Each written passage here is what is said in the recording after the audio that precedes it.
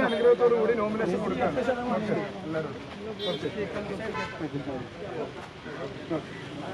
Nomination കൊടുത്തിട്ട് വരാം. Okay.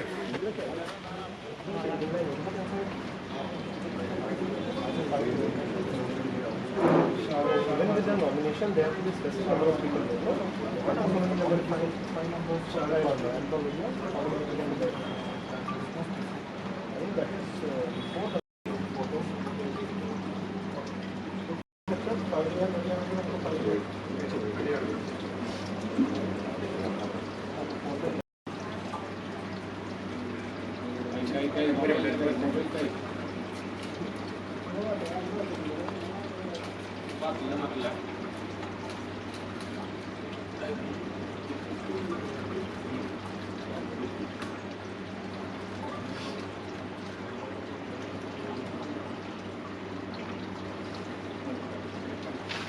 പത്ത് വർഷക്കാലം മുച്ചൂടും മുടിച്ചു ഭരിച്ച ദുരിതകാലത്തിന് അറുതി വരുത്താൻ വേണ്ടി UDF കേരളത്തിൽ അധികാരത്തിൽ വരാൻ പോവുകയാണ്.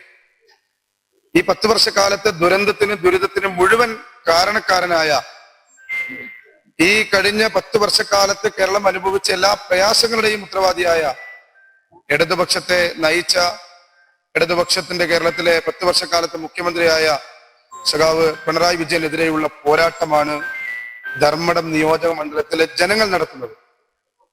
സ്ഥാനാർത്ഥി എന്ന നിലയിൽ ഞാനൊരു പ്രതീകമാണ്. ജനമാണ് പ്രതികരിക്കേണ്ടത്.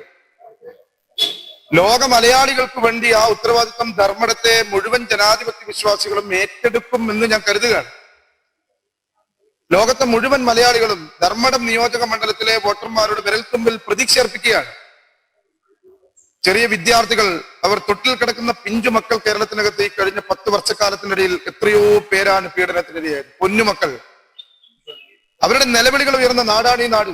ആലുവയിൽ നമുക്കറിയാം, ചെറിയൊരു പെൺകുട്ടിയാണ് കൊന്ന് ബലാത്സംഗം ചെയ്ത് കുടിച്ചു മൂടിയത്. ആർക്കായിരുന്നു രക്ഷ? തൊട്ടിൽ കിടക്കുന്ന പിഞ്ചു കുഞ്ഞു മുതൽ വന്ധ്യ വയോധികർ വരെ ഈ കേരളത്തിനകത്ത് തെരുവിൽ പീഡിപ്പിക്കപ്പെട്ട 10 വർഷക്കാലമാണ്. മനുഷ്യജീവന് വിലയില്ലാതായ കാലം, ആരോഗ്യരംഗം തകർന്ന് തരിപ്പണമായ കാലം. പാലക്കാട് ഒരു കുട്ടി തേങ്ങാണ്, ഉറങ്ങി എണീച്ചപ്പോ അല്ലെങ്കിൽ ആശുപത്രിയിൽ കൊണ്ടുപോയി സർജറി, എന്റെ കൈ എവിടെ അമ്മയെന്ന് ചോദിച്ച കുട്ടിയുടെ തേങ്ങലുകൾ കേരളത്തിലുണ്ട്. എത്രയോ സ്ത്രീകളാണ് പീഡനത്തിനിരയായത്. എത്രയോ കൊലപാതകങ്ങളാണ് തെരുവിൽ. ഒരു സർക്കാരില്ലാ കാലമായിരുന്നു കഴിഞ്ഞ 10 വർഷക്കാലം. അതിനെല്ലാം നേതൃത്വം നൽകിയത് ഈ 10 വർഷക്കാലം കേരളം ഭരിച്ച മുഖ്യമന്ത്രിയാണ്. എന്തെല്ലാം ആരോപണമാണ്! ഇതുവരെ ഒരു കമ്മ്യൂണിസ്റ്റ് സർക്കാരിനെതിരെ പോലും കേൾക്കാത്ത ആരോപണം. ശബരിമല ശാസ്താവിന്റെ എന്താ പറയുക, ദ്വാരപാലക ശില്പവും കട്ടിളപ്പാളിയും ഉൾപ്പെടെ തിരുവാഭരണം ഉൾപ്പെടെ കൊള്ളയടിച്ച് കൊണ്ടുപോയവരെ സംരക്ഷിച്ചു നിർത്തുന്നത് നമ്മൾ കണ്ടു.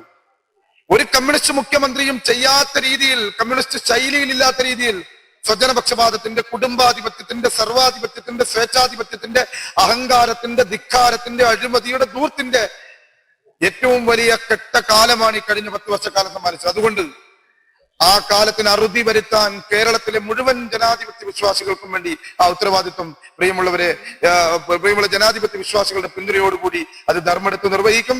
ചരിത്ര ഭൂരിപക്ഷത്തിന് മഹാനായ N. രാമകൃഷ്ണൻ പോരാട്ടം നടത്തിയ മണ്ണാണ് ഈ ഇപ്പോഴത്തെ ധർമ്മടം, പഴയ എടക്കാട് ഉൾപ്പെടുന്ന ധർമ്മടം.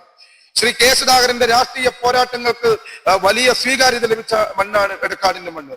ആ എടക്കാട് ഉൾപ്പെടുന്ന ധർമ്മടം നിയമസഭാ നിയോജക മണ്ഡലം ഒരു തർക്കവുമില്ല ഇന്ത്യൻ രാഷ്ട്രീയത്തിനകത്ത് വിപ്ലവം സൃഷ്ടിച്ചുകൊണ്ട് ഈ 10 വർഷക്കാലം കേരളത്തിലെ ഈ ദുരന്തത്തിന് നേതൃത്വം നൽകിയ മുഖ്യമന്ത്രി, ആ മുഖ്യമന്ത്രിയെ തോൽപ്പിച്ചുകൊണ്ട് തന്നെ കേരളത്തിൽ UDF സർക്കാർ അധികാരത്തിൽ വരുമ്പോ ധർമ്മടത്ത് നിന്ന് UDFന്റെ MLA ആയി ജനങ്ങളുടെ പിന്തുണയോടുകൂടി ഉറപ്പായും ജയിച്ചു വരുമെന്ന പ്രതീക്ഷ തന്നെയാണ് ഈ പത്രികാ സമർപ്പണത്തിന് ശേഷവും എനിക്ക് പറയാനുള്ളത്. കഴിഞ്ഞ 4-5 ദിവസക്കാലം ധർമ്മടത്തിന്റെ മണ്ണിൽ ഇറങ്ങിയപ്പോ ആബാലവൃദ്ധ ജനാധിപത്യ വിശ്വാസികളും ചേർത്ത് പിടിക്കുകയാണ്. കമ്മ്യൂണിസ്റ്റുകാർ ഇറങ്ങി വന്ന് കൈതെന്ന് പറയാണ്, മോൻ ജയിക്കണം, UDF സ്ഥാനാർത്ഥി ജയിക്കണം, ഇവിടെ ഇടതുപക്ഷം തോൽക്കണം. ഇടതുപക്ഷത്തിന്റെ ഈ സകല കൊള്ളക്കും നേതൃത്വം നൽകിയ ഇടതുപക്ഷം, അവർ ക്യാപ്റ്റൻ എന്നാണ് വിശേഷിപ്പിച്ചത്. ഞങ്ങളും പറയാണ്, ഈ രാഷ്ട്രീയ പോരാട്ടത്തിനകത്ത് ക്ലീൻ ബൗൾഡ് ആവും ഇടതുപക്ഷത്തിന്റെ ക്യാപ്റ്റൻ. ഈ ധർമ്മടം നിയമസഭാ മണ്ഡലത്തിലെ ജനങ്ങൾ ലോക മലയാളികൾക്ക് വേണ്ടി ആ ഉത്തരവാദിത്വം ഏറ്റെടുക്കും. ഒരു തർക്കമില്ല.